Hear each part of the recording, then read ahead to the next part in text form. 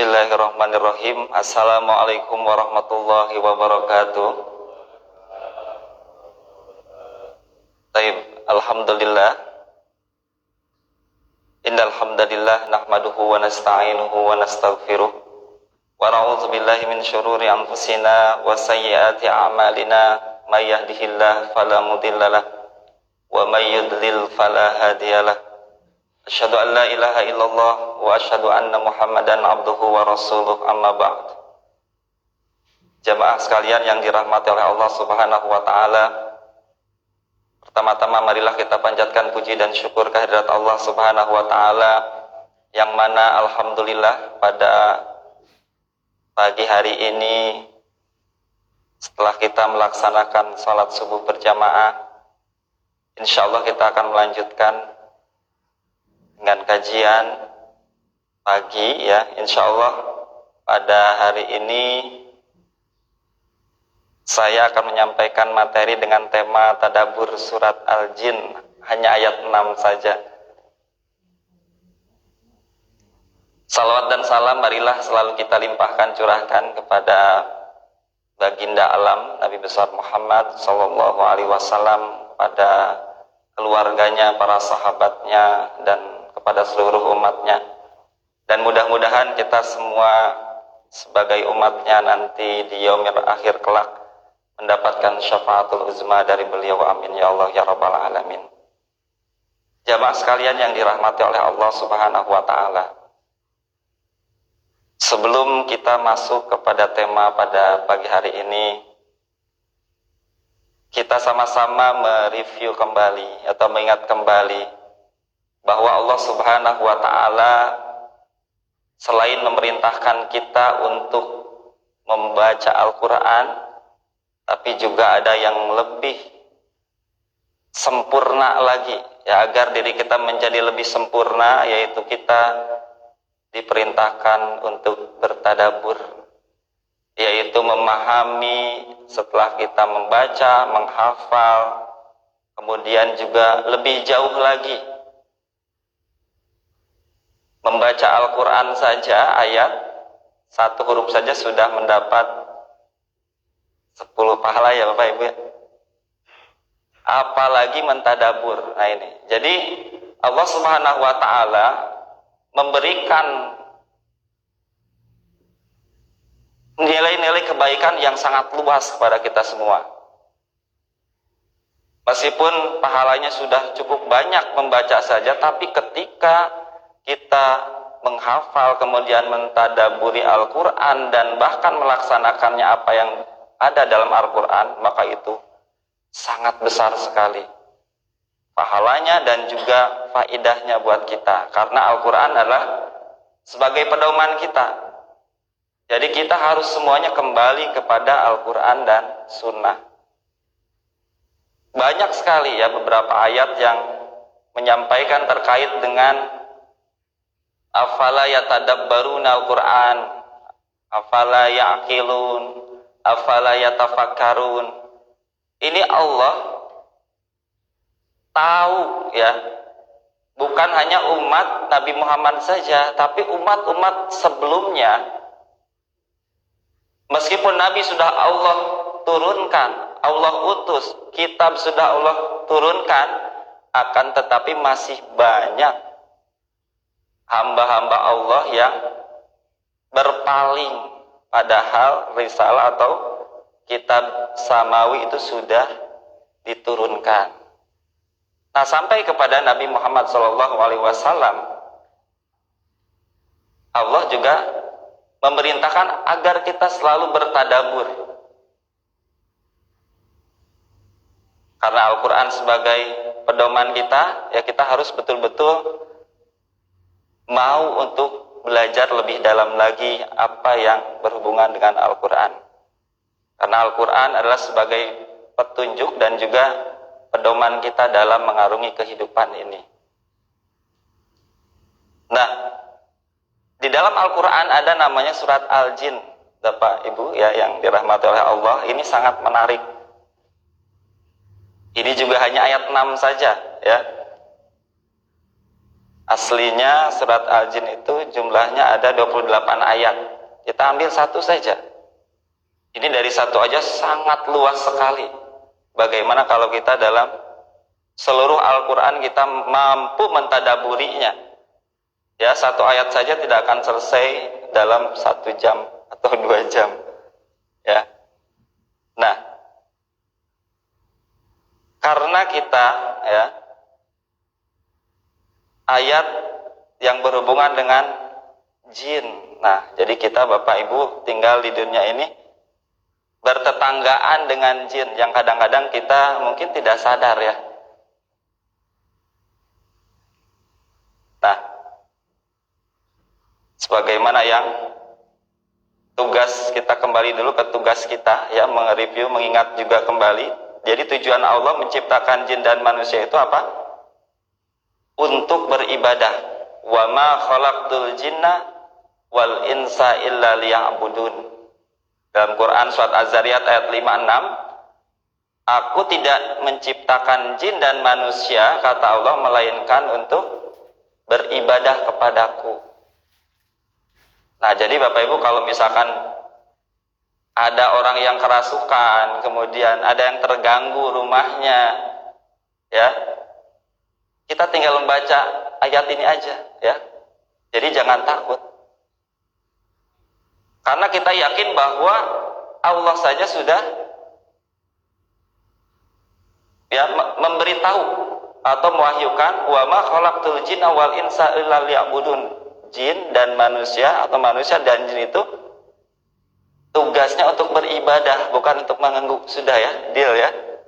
Nah itu, yang pertama harus kita ketahui. Jadi kalau ada jin yang mengganggu, itu tinggal disampaikan saja dakwahnya. Seperti ini, wa ma khalaqtul jinna wal insa illa liya'budun. Oke, kita kembali lagi.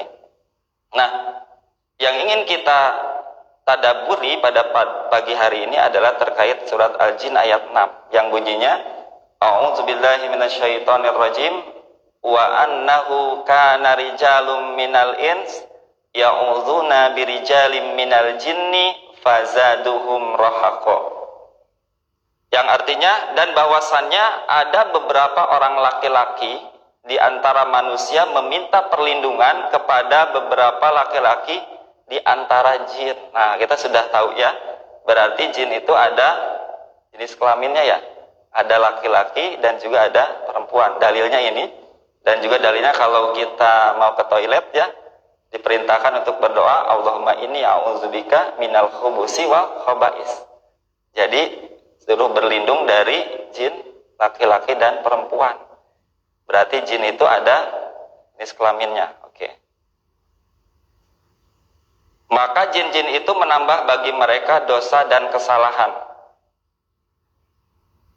Nah, sebelum kita lebih dalam lagi, mari kita coba mengetahui apa saja sih kandungan utama dalam surat Al-Jin secara menyeluruh. Di dalam surat Al-Jin ini, yang pertama adalah menjelaskan penegasan pokok-pokok akidah. Akidah itu seperti bagaimana kita keyakinan ya kepada Allah Subhanahu wa taala ya. Yakin bahwa Allah itu adalah satu-satunya tempat untuk memohon, tidak ada yang lain. Kemudian juga alam gaib ya, kita mulai nanti mengetahui apa saja yang ada di alam gaib itu. Ya, kemudian interaksi dengan jin. Nah, jin ini bisa berinteraksi dengan manusia, ya Bapak Ibu. Kemudian juga kebenaran risalah, keterjagaan dan kemuliaan Al-Quran, kebatilan, ramalan atau nujum, ya. Kemudian yang kedua adalah koreksi atas persepsi dan keyakinan yang keliru. Arahan terhadap Nabi tentang risalah kepada manusia, talqin, pendiktean dengan kul, katakanlah, yang terulang 5 kali yang mungkin di ayat ini. Nah, ini secara umum dalam Quran surat Al-Jin ini membicarakan terkait dengan akidah. Nah, karakteristik suratnya yang pertama adalah Makkiyah ya, diturunkan di Mekah, terdiri dari 28 ayat, surat ke-72 urutannya surat Al-Quran, dan turunnya adalah pada tahun 10 kenabian ya, surat ke-40 dalam kronologi setelah Al-A'raf sebelum Yasin. bisa dibaca Bapak Ibu ya di Kitabul Quran. Banyak ya kitab-kitab yang menjelaskan terkait dengan tafsir ya dan sebagainya. Kemudian yang ketiga adalah kesaksian bangsa jin yang diawali dengan wa anna wa inna yang ada di surat Al-Jin ini. Nah, kita lanjut ke asbabun nuzul surat Al-Jin. Ya, perlu Bapak Ibu juga ketahui bahwa kalau Al-Qur'an itu asbabun nuzul ya, sebab turunnya. Tapi kalau hadis itu asbabul wurud. Ya, disebutnya. Nah, asbabun nuzul surat Al-Jin secara menyeluruh ya sebagaimana yang diriwayatkan oleh Imam Bukhari dan Tirmizi ya dari Ibnu Abbas bahwa Rasulullah sekalipun tidak pernah membacakan Al-Qur'an itu di depan jin atau sekelompok jin. Ya. Hanya ketika itu Rasulullah ketika bersama para sahabatnya ya pergi ke pasar Ukaz. Ketika itu para jin sudah tidak dapat menerima berita dari langit. Kalau dulu ini kononnya diceritakan bahwa dulu itu sebelum turunnya surat Al-Jin ini para setan jin itu bisa menerima berita dari langit. Bisa Bapak baca juga di Quran surat As-Saffat ya. Nah, biasanya mendapatkan berita dari langit. Nah kok ketika sekelompok jin mau mendengarkan berita atau mendapatkan berita bahkan mencuri, itu sekarang sudah tidak bisa. Kenapa? Di awalnya tidak tahu ini kok kenapa. Padahal sebelumnya itu bisa. Nah, sehingga si jin dan beberapa kelompok itu berkumpul, pulanglah ke kaumnya. Kemudian mereka bercerita bahwa sudah tidak bisa mendengarkan berita langit atau bahkan mencuri. Karena apabila mereka mendengarkan, mencuri, maka akan dipanah dengan panah-panah api. Seperti itu. Nah, kemudian karena saking penasarannya, ini sekelompok jin ini atau kepalanya lah kalau kita ini ya, menyuruh kepada seluruh kaumnya agar menyebar ke seluruh penjuru mencari kenapa kok sehingga tidak bisa menerima berita dari langit lagi. Nah, setelah melanglang buana menyebarlah jin itu, ternyata ada beberapa dari sekelompok jin ya yang kembali daerah Tihamah lantas bertemu dengan Rasulullah. Nah, ketika itu beliau dengan sahabat sedang melaksanakan sholat subuh atau fajar ya. Kalau di Timur Tengah itu disebutnya sholat fajar. Jadi kita subuh ya, tapi dua-duanya juga betul ya. Tapi kalau ke Timur Tengah nanti Bapak kalau ditanya sholat subuh dia gak akan ngerti ya kalau orang Arab paling sholat fajar. Oke. Nah, ternyata ketika jin itu mendengar ya bacaan Rasulullah ya ketika sholat subuh, maka sisa kelompok jin itu mendengarkan bacaan Al-Quran tersebut. Mereka lantas ada beberapa yang sering berkata, demi Allah ya, inilah dia yang menghalangi kalian dari mendengar berita dari langit. Oh, ini nih penyebabnya sehingga tidak bisa. Setelah selesai mendengarkan, mereka pun lantas kembali ke kaumnya dan berkata, kami telah inna sami'na Qur'anan ajaba. Kata sekelompok jin ini, kita telah mendengarkan bacaan yang menakjubkan, yaitu Al-Qur'anah. Bapak, kalau kita sudah tahu bahwa sekelompok jin aja ini sudah takjub ya, kagum terhadap Al-Qur'an, dan bahkan Al-Qur'an ini sebagaimana dijelaskan tadi sudah bisa membatasi, menghalang berita dari langit itu terputus, si setan jin itu. Nah, makanya orang yang biasa membaca Al-Quran, apalagi mentadaburi, ini akan jauh sekali digoda oleh jin, Bapak Ibu. Ini sebetulnya kuncinya ya. Jadi tidak mudah. Jadi jin itu, maka ada sebuah kisah itu dulu malah orang setan itu ketika mau menggoda orang yang sedang sholat, dianggap misalnya di satu masjid ada orang yang sholat dan sedang tidur karena dia ahli zikir. Malah takutnya bukan sama orang sholat tapi sama ahli zikir. Ya, zikir itu berupa macam-macam ya, bisa sholat juga, bisa juga baca Quran dan sebagainya. Nah ini yang menjadikan kunci satu, kita sudah tahu ya bahwa Al-Quran ini menjadi kagum, bahkan bisa membatasi. Nah ini bisa kita pegang untuk menjaga diri kita, melindungi kita dari godaan jin atau syaitan. Nah, secara asbabun nuzul ayat yang 6 ini adalah ini berkenaan dengan seseorang yang masuk Islam yang bernama Rafi bin Umair ya, dari Bani Tamim. Dulu ya kebiasaan orang Arab itu, kalau sekarang kan antara kota ke kota di Timur Tengah, khususnya di Saudi Arabia itu sudah kalau melakukan transportasi pemindahan dari kota satu kota lain itu sudah menggunakan alat transportasi kendaraan ya. Kalau dulu masih unta. Jadi antara kota ke kota yang lain atau daerah ke daerah lain itu masih menggunakan kendaraan unta, hewan ya, seperti itu. Nah, Rafi bin Umair ya dari Bani Tamim ini menceritakan awal mula pertama ia masuk Islam. Nah, pada suatu malam ia sedang berjalan di lautan pasir. Di sini maksudnya di padang pasir ya, melakukan perjalanan biasa ketika seorang melakukan perniagaan, saking jauhnya karena ditempuh menggunakan hewan tunggangan atau kendaraan, jadi membutuhkan waktu yang lama berpindah dari kota satu ke kota yang lain. Sehingga kecapean nih ya, dan merasa ngantuk, lalu turun dari kendaraannya kemudian tertidur. Nah, yang perlu kita garis bawahi adalah, nah sebelum tidur ia meminta perlindungan kepada jin penunggu lembah itu.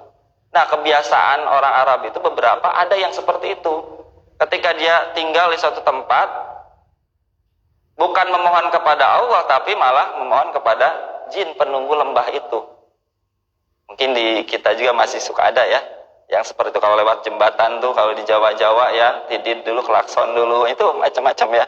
Nah itu tidak boleh ya, tidak boleh kita lakukan.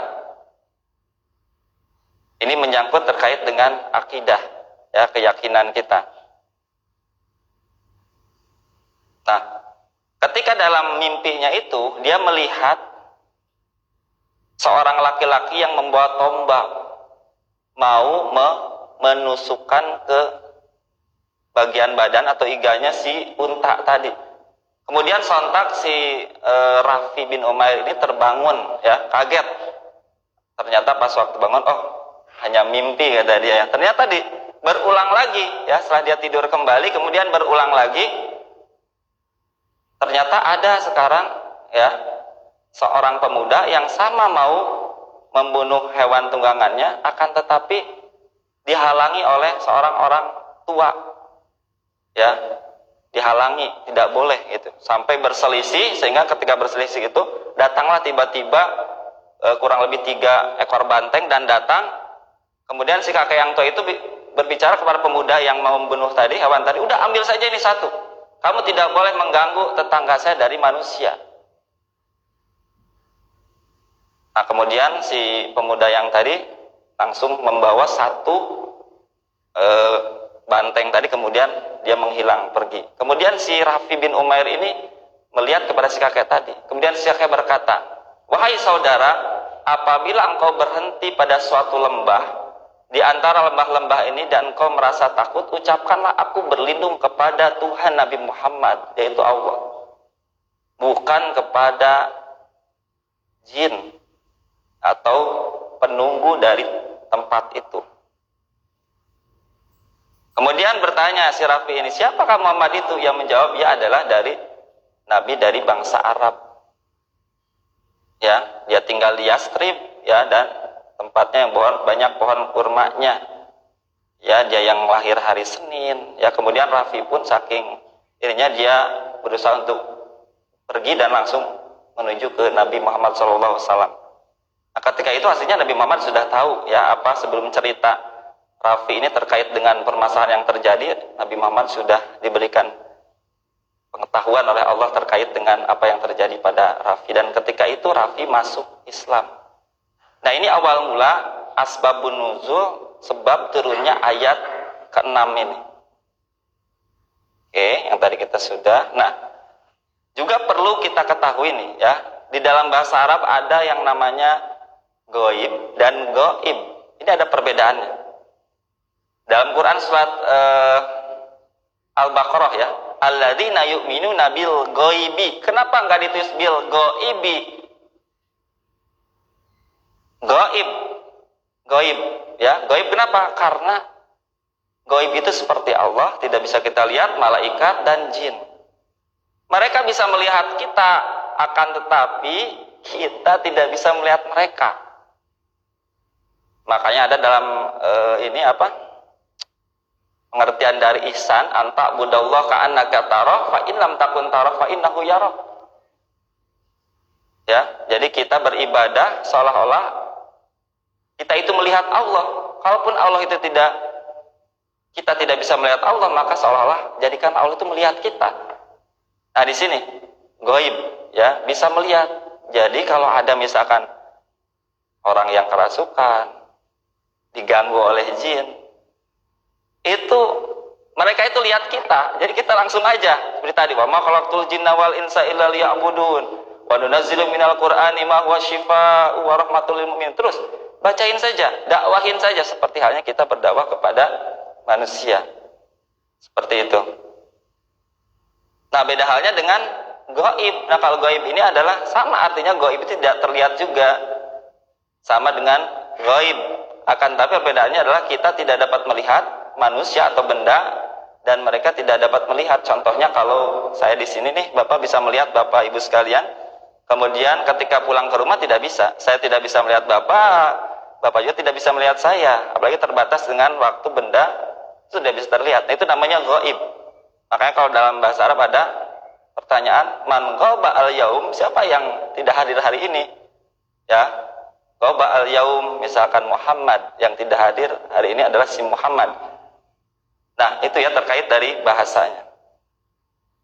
Jadi kita juga, ini keduanya juga kita harus yakin bahwa ketika ada sesuatu maka yakin Allah itu ada. Makanya kalau kita yakin bahwa Allah itu ada, gak mungkin kita melakukan kemaksiatan. Kalau kita yakin itu gak mungkin, karena Allah melihat kita.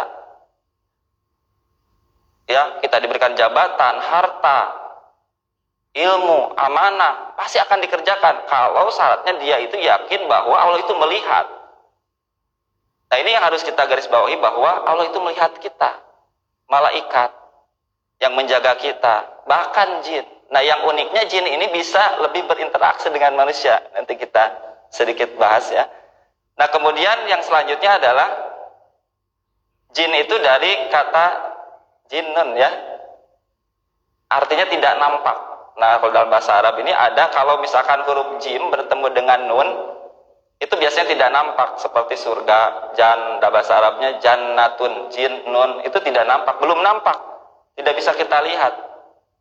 Ya, kemudian kalau yang nampak insu, selain dari jim ketemu nun, kalau misalkan seperti dunia nampak ya, karena selain jin. Nah, seperti itu. Ini ya sedikit dari segi bahasa yang perlu kita ketahui.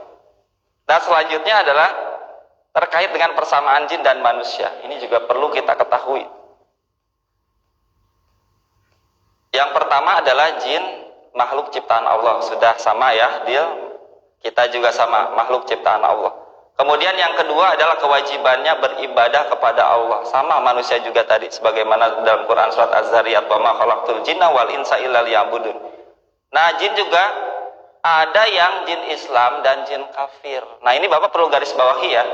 Jadi biasanya menurut pengalaman, jin-jin yang mengganggu, menggoda itu biasanya jin kafir ya. Kalau jin Islam dia sudah tahu tugasnya beribadah, tapi yang biasa ngerasuki, mengganggu di rumah, menunggu apa gitu dalam benda-benda, itu jin kafir atau jin yang tidak taat. Makanya dakwahi, ya, ketika ada yang kerasukan, dakwahi dengan surat-surat tadi yang sudah disampaikan di awal. Jin kafir sama seperti halnya manusia juga, ada yang kafir, ada yang Islam, ada yang taat, ada yang enggak. Sama ya.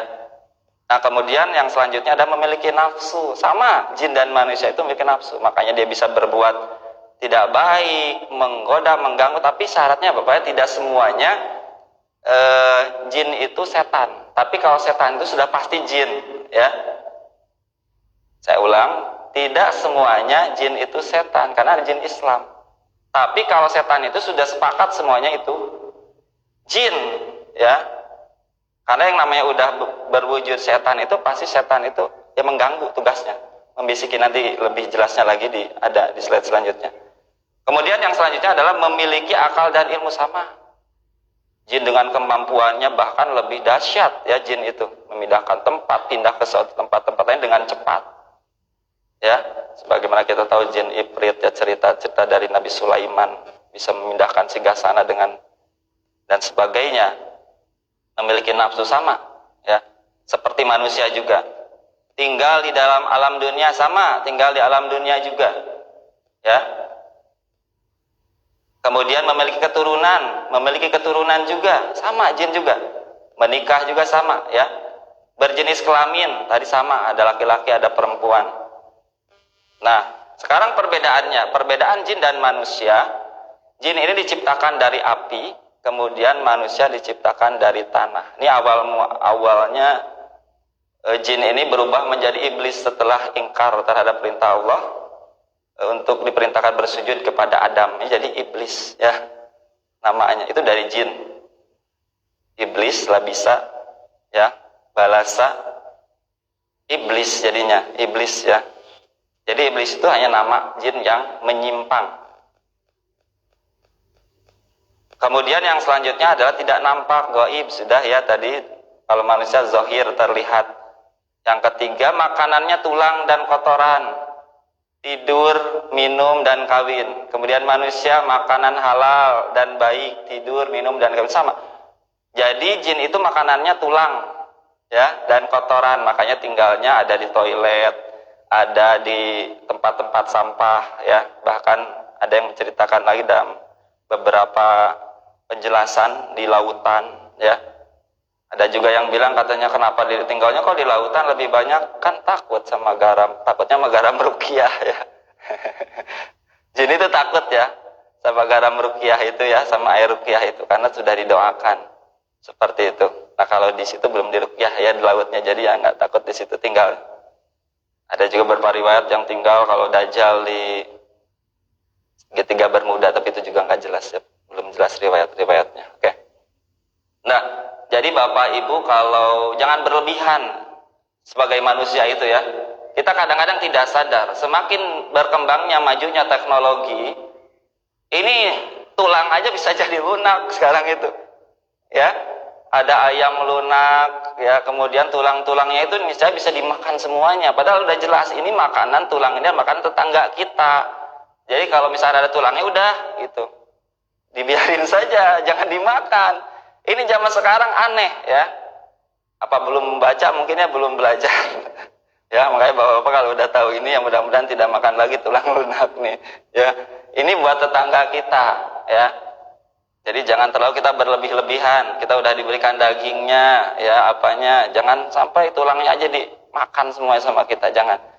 Ya, kemudian kotoran, ya. Ya, kalau buat tanaman boleh mungkin, ya. Kemudian tidur, sama juga tidur, minum juga sama, dan kawin sama makanan. Nah, manusia ini nih catatannya. Sudah jelas, ya, makanannya halal dan baik. Jadi kalau manusia masih memakan makanan yang tidak halal dan tidak baik, bagaimana doa bisa terkabulkan, ya. Jadi mau tidak mau makanan halal, ya, halal yang dan baik, halalan thayyiba. Manusia juga tidur, kemudian juga minum dan kawin sama, ya. Nah, ada juga perbedaannya. Yang keempat adalah jin itu lebih lama, puluhan hingga ratusan bahkan ribuan tahun usianya. Tapi ketika zaman Nabi Nuh juga usianya ada sampai 1000 tahun, ya. Nabi Nuh itu sampai dakwahnya aja 950 tahun. Tapi semakin sini, semakin akhir zaman, ini perawakan manusia itu semakin kecil, juga usianya semakin pendek. Kalau zaman-zaman sebelum Nabi kita ada juga yang usianya 150, 200 ya, bahkan lebih dari itu ratusan. Nah, manusia zaman sekarang hidupnya lebih singkat, kisaran 60 tahun. Ya, 70 tahun, dan jarang usia manusia di atas 70 sampai 100 tahun. Kalau lebih jadi manusia langka. Ada di beberapa negara yang di atas 100. Bapak, Ibu usianya pingin panjang atau pendek? Kalau dengar-dengar cerita yang Allah berikan usia panjang itu sebenarnya repot katanya ya. Semakin tua itu semakin repot, makan udah susah, pusing terus. Ya hikmah ya usia pendek itu sebetulnya di situ ya. Jadi kita berdoa mudah-mudahan Allah mewafatkan kita itu dalam keadaan enak, bukan hanya tua tapi sakit, bukan hanya tua tapi kita tidak beramal baik ya, tapi betul-betul berisi ya. Jadi sebaik-baiknya usia Allah berikan panjang itu mantola umruhu wa hasuna amaluh. Sebaik-baiknya Allah berikan usia itu baik juga ya perbuatannya. Oke. Nah, usianya itu adalah singkat itu ya. Perbedaan jin dan manusia. Nah, perbedaan iblis juga tadi sudah disinggung ya. Iblis, jin, dan syaitan. Iblis itu apa? Jin yang menyimpang. Iblis itu makhluknya sama jin juga ya. Balasa dari labisa, kebaikan ditutup dengan keburukan. Perintah baik kemudian ditolak. Yang baik menutup yang kotor. Jin adalah makhluk yang diciptakan Allah dari api. Setan itu aslinya adalah sifat yang menjauhkan. Jadi kalau Bapak Ibu mau melakukan kebaikan, ada bisikan. Nah itu setan, bisikan. Setan. Namanya di sini syatona ya. Tapi kalau sudah ada kan minal jinnati wan nas, jin, kalangan jin dan manusia was-wasnya membisiki. Nah ini sudah jadi setan, sudah jadi makhluk. Ini lebih bahaya lagi ya. Kalau tadi bisikannya saja, tapi kalau sudah ada orang yang memprovokasi agar tidak melakukan kebaikan, agar berbuat buruk, tidak adil, tidak amanah, jahat, zalim terhadap orang lain, maka itu sudah disebut syaitan atau syaiton. Ya. Karena apa? Syaiton itu adalah makhluk yang menjauhkan, sudah bukan sifat lagi, yang menjauhkan dari segala nilai kebaikan ya, dari kalangan jin atau manusia. Nah, ada beberapa nama-nama syaitan yang mungkin perlu kita ketahui ya. Ini hanya sebatas saja, ada lagi mungkin yang lain ya, yang sering disebutkan. Ini yang pertama adalah Al-Hafaf ya. Al-Hafaf ini adalah setan yang suka memberikan was-was pada penampakan penjelmaan. Nah, jin itu sudah sepakat, para ulama mengatakan bahwa jin makhluk gaib, tidak bisa dilihat. Terus, apa dong kalau ada orang yang bisa lihat jin? Itu bukan jin tapi penampakannya, penjelmaannya. Ya. Jadi kalau ada orang yang berkata, saya bisa melihat jin, itu bukan jin aslinya, itu penampakannya, penjelmaannya. Dan mudah sekali Bapak Ibu ya, ketika kita mau mendetek ada jin atau enggak, apalagi yang sudah kerasukan itu jelas sekali ya. Nah itu tinggal istilahnya apa? Kita melihat dari karakter. Bapak, karakter manusia itu biasanya normal ya, normal. Oh begini, senyum apa gitu. Tapi kalau sudah agak beda, matanya kok biasanya lihat normal, kemudian kok, tapi bukan syaraf ya, bukan penyakit. Tapi kalau yang normal kemudian dia kok jadi aneh, karena penyebab gangguan jin itu terlihat dari karakternya. Itu sudah keluar dari karakter seperti manusia pada aslinya. Oh dia misalkan biasanya santai, kok ini aneh mulu, marah mulu, cerita sendiri, sembunyi sendiri, menyendiri. Nah itu udah aneh. Nah itu berarti ada terindikasi ya, bisa perlu dicek ya. Kalau ada orang yang menyendiri ya, karena sifat manusia itu sudah jelas tadi kan, yang namanya jin itu pada fitrahnya dia tidak nampak. Jadi kalau jin yang nampak merasuki ke manusia, maka itu jin yang tidak normal ya. Maka kita harus balikin lagi tuh.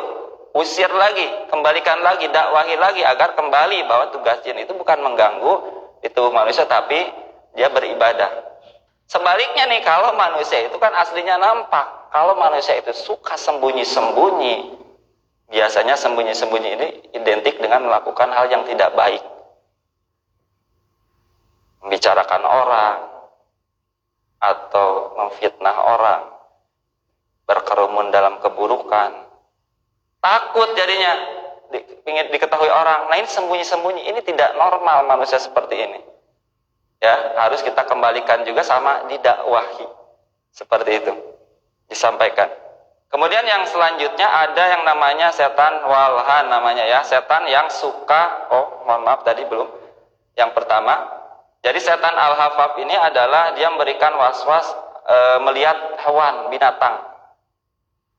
Normalnya kan biasa kalau kita lihat hewan, binatang itu ya biasa aja, meskipun anjing atau misalkan kucing atau harimau, tapi kok ini mendadak ketika mendengar suara harimau takut, ini kucing takut gitu, aneh, tidak normal. Nah, ini ada yang mengganggu, yaitu setan al-hafaf namanya, was-was, takutan, aneh, tidak normal.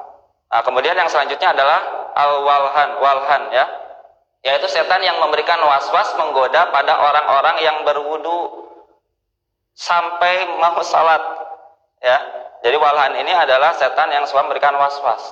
Kita sudah wudu, berdoa, setelah selesai wudu, kok ini udah belum ya? Maka kayaknya mau kencing lagi nih, kok kayaknya gimana? Pokoknya bikin fokus kita hilang. Ngulang lagi. Makanya ketika kita berwudu ataupun sholat, ambil yang yakin. Makanya disinilah hati-hati di awal, makanya berdoa sebelum wudu atau minimal dengan bismillah agar terhindar dari jin. Karena nih yang sudah disebutkan ini, beberapa nama-nama setan itu sudah siap bersiaga. Bala tentara iblis itu di samping-samping kita itu. Kita lalai sedikit, masuk. Gitu ya ibaratnya. Jadi jangan kita lengah. Ketika lengah, mereka itu sudah siap ya. Mereka itu punya kekuatan yang dahsyat. Kita lalai, dia masuk. Ya, keburukan masuk. Seseorang jarang melakukan kebaikan, keburukan yang akan masuk. Tapi kalau kita isi terus dengan kebaikan, maka insya Allah ini akan lemah, bisa dihindari ya. Nah, sampai salat ya, ragu-ragu, membuat was-was. Nah, kemudian selanjutnya adalah khinzib ya, setan yang suka memberikan was-was menggoda orang salat. Nah, kadang-kadang lupa, begitu takbir baru aja Allahu Akbar, aduh, ingat rumah, ingat apa, sama ya. Saya juga merasakan, ya masih merasakan hal itu ternyata digoda. Lanjut saja. Yang penting di awal kita ta'awuz dulu, memohon perlindungan kepada Allah dulu agar tidak digoda. Ya, itu yang sehingga rakaat itu lupa. Bisa jadi rakaat itu berapa nih? Udah 1 atau 2, 3. Bahkan berulang-ulang, saking lupanya udah 4 tambah 4, 5, bisa sampai 6 salat itu.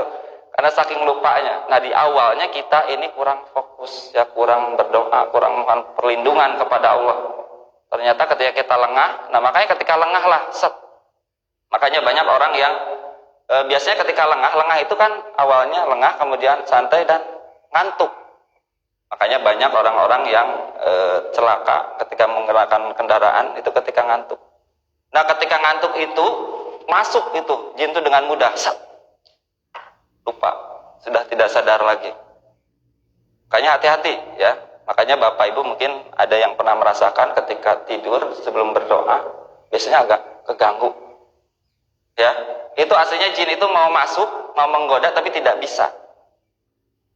Makanya kadang-kadang kadang-kadang nggak bisa apa-apa.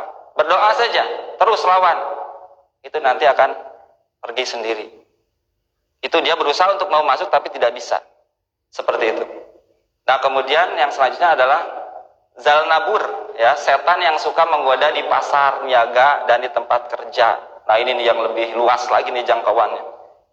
Ya, ketika di pasar banyak, apalagi sekarang marketing ya, mempromosikan, mengiklankan yang tidak semestinya diiklankan. Banyak kepalsuan Yang tadinya tidak bagus jadi bagus. Seperti itu. Dibagus-baguskan. Boleh kalau misalnya kita mempromosikan sesuatu yang bagus, bagus gak apa-apa. Tapi kalau yang tidak bagus, jangan sampai dibilang, oh bagus-bagus. Barang yang sudah lama, ini baru-baru. Tidak boleh. Ya. Karena apalagi kita kalau mendalami lagi pembelajaran terkait dengan jual beli, itu juga tidak sah ya jual belinya kalau kita menutupi kebohongan kita dalam jual beli ya. Nah seperti itu. Kemudian juga di tempat kerja, ya kalau ada tender apa ya, oh tendernya di up gitu, hitungannya, tapi tidak berdasar, asal gitu ya. Kemudian juga memenangkan tender dengan tidak baik, ya, berkumpul dengan teman-teman kerja kurang baik juga, ya seperti itu. Ini menggoda, bagaimana kemudian memfitnah, ya. Jadi jangan kaget kalau misalnya di tempat kerja, jangankan di tempat kerja Bapak Ibu ya, di masjid aja banyak. Mudah-mudahan kita sama-sama dilindungi oleh Allah Subhanahu wa taala ya. Saya juga tidak terlepas dari godaan seperti itu. Ya, saking banyaknya yang siaga ya, setan itu di sekitar kita. Makanya kita harus betul-betul melek ya bahasa sekarang itu. Di tempat kerja ya seperti itu, hati-hati ya. Jangan sampai kita harus yang baik saja, kita lakukan yang baik ya. Nah kemudian yang kelima adalah mitros ya, setan yang suka menggoda atau memprovokasi. Nah ini zaman sekarang ya, kemajuan teknologi, kemudian apa yang namanya sosmed itu sudah digunakan oleh sekelompok orang untuk mewujudkan nafsunya ya, menggiring opini ya, merusak yang baik diburukan ya, sehingga mereka menang. Pokoknya membolak-balikan ya, ini namanya digoda oleh si setan mitros ya, yang menggoda, memprovokasi. Setan hoax ya, memfitnah orang kerjaannya, menyampaikan berita bohong, hitungan bohong ya, banyak, mohon maaf nih di televisi ya. Hati-hati kalau melihat banyak sekali ya berita-berita yang dipoles-poles, bohong-bohong ya, hanya sekedar itu ya, itu sedang ya terganggu oleh setan mitros ini ya. Banyak berita, makanya hati-hati nih bagian berita nih ya, jangan sampai gara-gara materi ya mereka menyampaikan berita yang bohong yang menyebabkan nanti fitnah ya, permusuhan, nantinya adu domba. Ini tidak boleh. Kemudian selanjutnya adalah setan penggoda, yaitu awar ya, untuk melakukan, mengarah kepada perbuatan zina. Nah, kita kalau misalkan, makanya tidak boleh ya seseorang berkumpul kalau tidak ada mahramnya atau dengan lawan jenis ya. Di tempat kerja nih sering terjadi ya, atau di mana saja, tetangga ya. Jadi seolah-olah oh kita ngobrol dengan tetangga padahal dia sudah punya suami.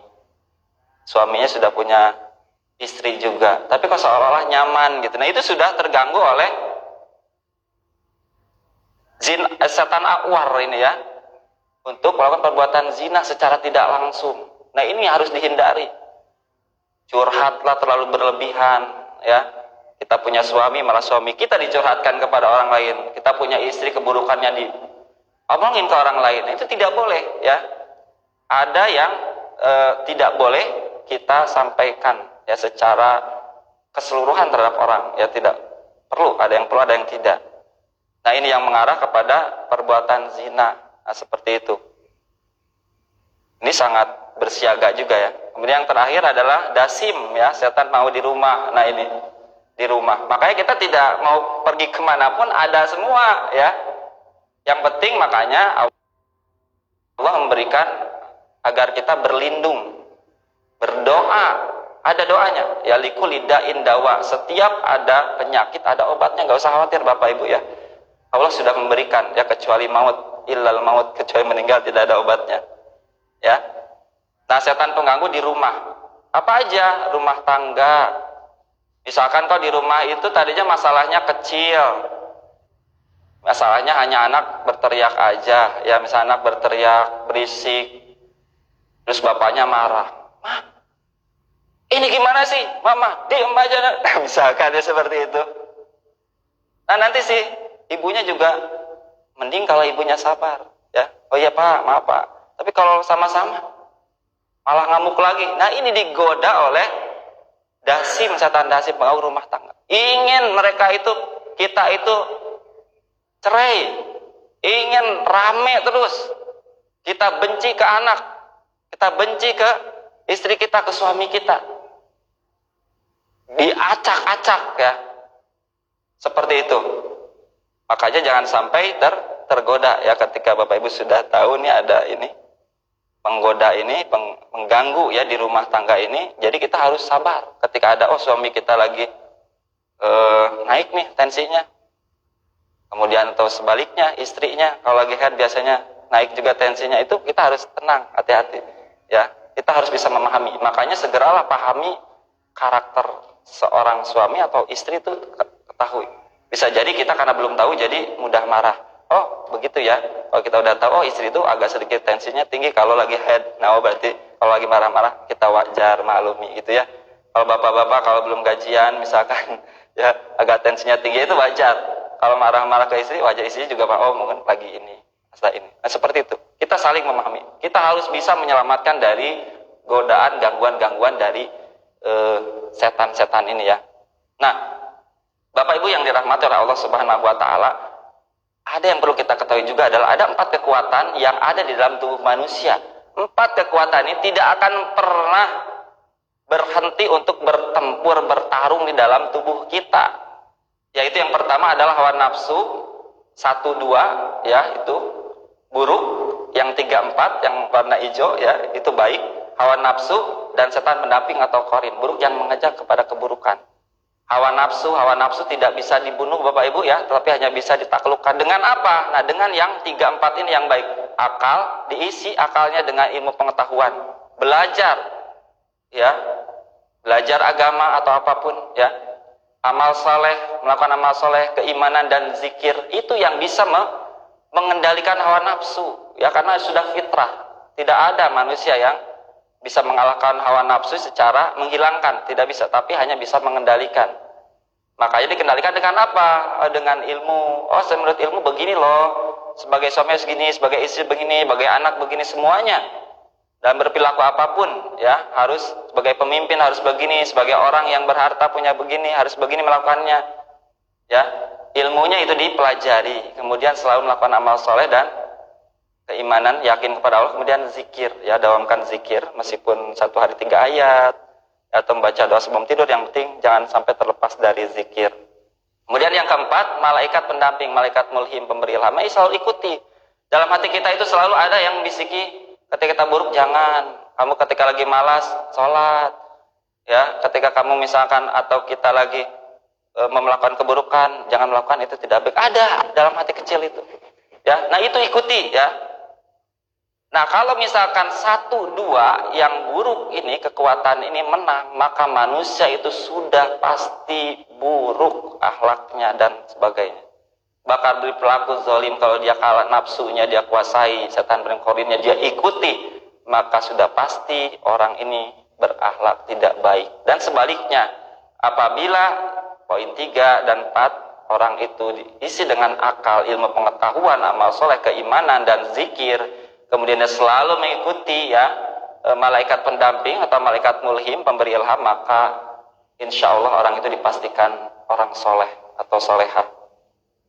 Nah, ada doa ya yang dari Rasulullah yang diriwayatkan oleh Imam Bukhari ya, yang mungkin kita juga sudah tidak asing lagi ya. A'udzu bikalimatillahi tammah min kulli syaitonin wahama wa min kulli ainin lama. Ini aja Bapak Ibu ya. Aku berlindung dengan kalimat-kalimat Allah yang sempurna dari setiap setan dan dari segala makhluk berbisa, dan begitu pun dari setiap mata jahat yang mendatangi petaka. Ini aja doa ya. Pendek Bapak Ibu ya. Bisa kita lakukan sehari sekali atau misalkan 2 hari sekali ya. Jadi diutamakan keikhlasan. Pastikan ikhlas dan lillah, jangan terpaksa. Apapun tidak boleh terpaksa. Ya, tapi kita harus kesadaran sendiri bahwa kita itu perlu. Kemudian juga ada dari Abi Hurairah ya, bahwa Rasulullah SAW bersabda, la taj'alu buyutakum maqabir, inna syaitan yanfiru min baiti alladzi tuqra'u fihi suratul Baqarah. Nah ini udah jelas. Jadi kalau orang misalnya sering diganggu Ya kan sudah ada nih. Tinggal baca Al-Quran saja. Di sini jelas Al-Baqarah di rumah. Tapi sering bertanya, Pak, saya baca juga ada pengaruhnya. Ya makanya hatinya perbaiki dulu, insya Allah. Ya kalau kita hatinya baik, ikhlas, lillah, jadikan zikir, bukan hanya sekedar musir saja.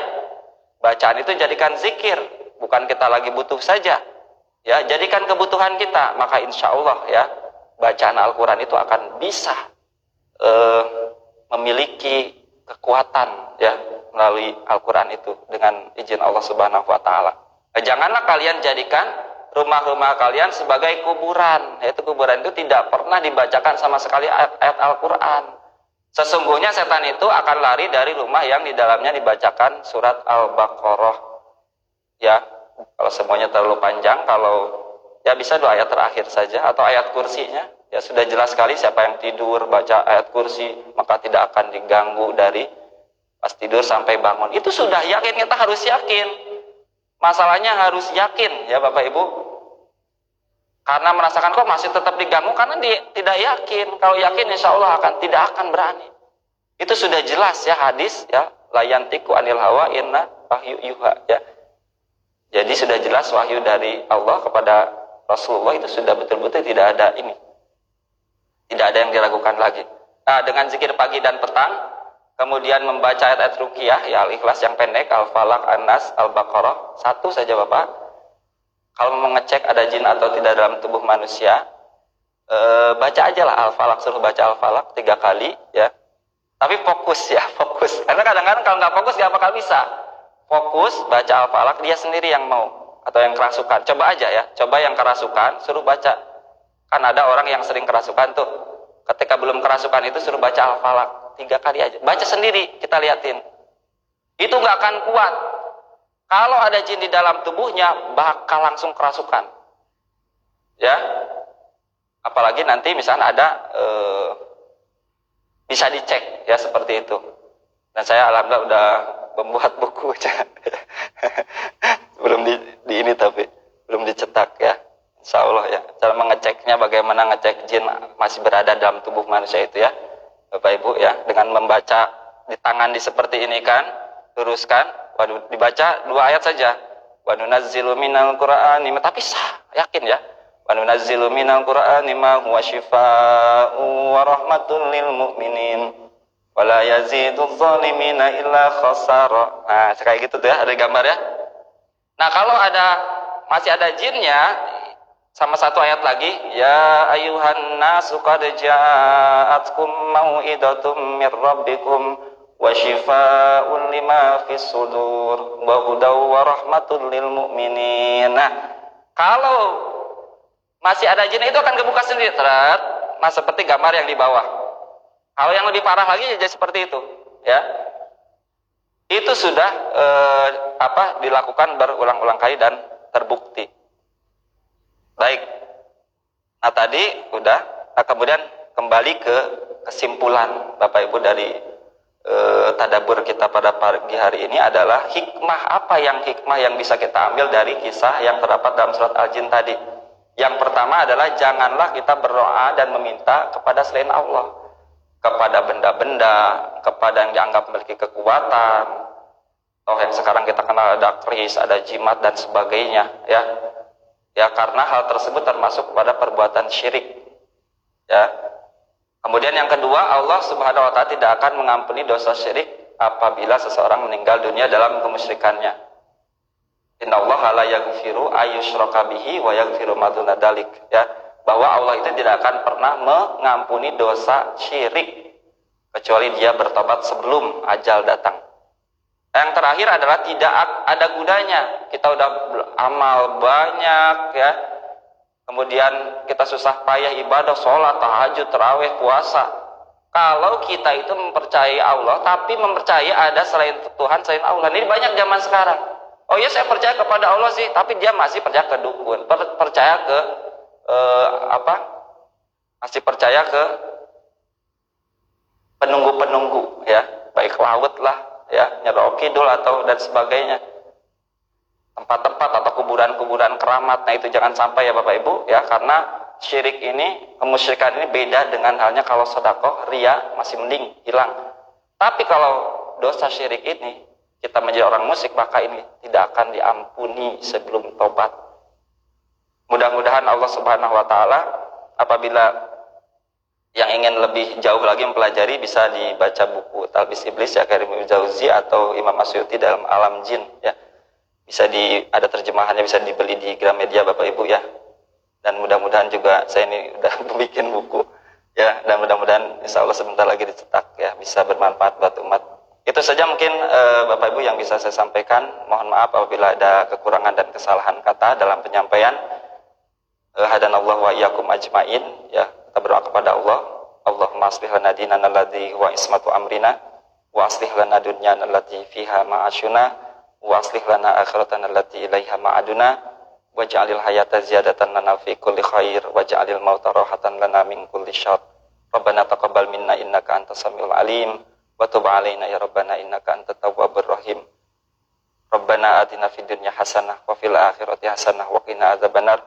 Walhamdulillahirabbil alamin. Terima kasih Bapak Ibu yang dirahmati Allah Subhanahu wa taala. Wassalamualaikum warahmatullahi wabarakatuh.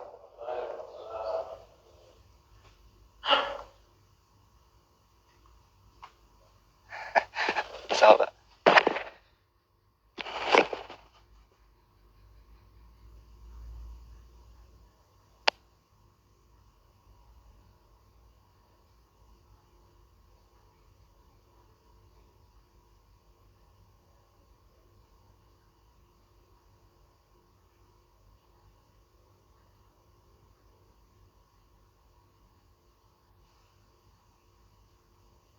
Nyala ya sih. Dan nyala ya.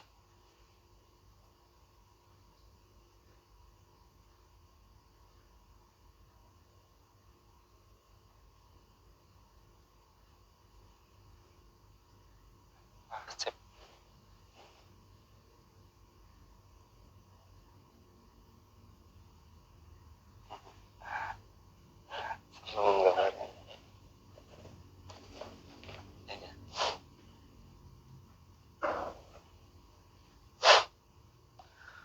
Bismillahirrahmanirrahim. Assalamualaikum warahmatullahi wabarakatuh. Baik, alhamdulillah.